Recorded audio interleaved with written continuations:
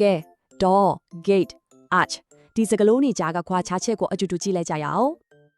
door ဆိုတာလေတကား gate ဆိုတာလေတကားပဲเนาะအဲ့တော့ဘယ်ဟာကိုဘယ်ချင်းသုံးရမလဲဆိုတာနည်းနည်းတော့ခေါင်းရှုပ်စရာပဲ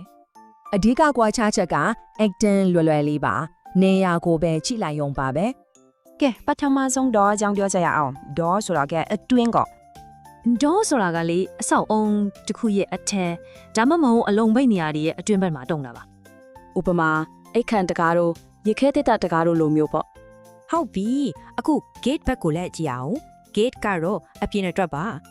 ဂေးကအဆောက်အုံရဲ့အပြင်ဘက်မှာရှိတယ်ခြံစည်းရိုးတွေမှာလို့ပေါ့အဝင်အထွက်ကိုအထိန်ချုပ်ဖို့ပါ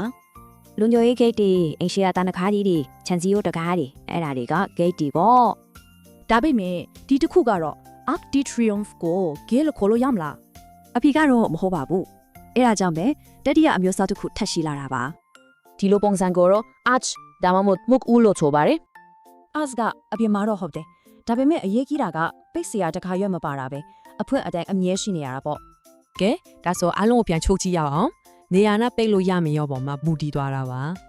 မှတ်ရလေတာကတော့အထမ်းမှာဆို door အပြင်မှာဆို gate ပိတ်ဆရာမပါတဲ့အပြင်ကအပေါက်ဆို arch ပေါ့ဒီစီမင်းကိုသဘောပေါက်ထားပြီဆိုရင်စဉ်းစားစရာလေးတစ်ခုထားထည့်မယ်ကျောင်းဒီအကျော်လှုပ်ပေးထားရဲ့တကားပေါက်လေးကတော့ဘာဖြစ်မလဲ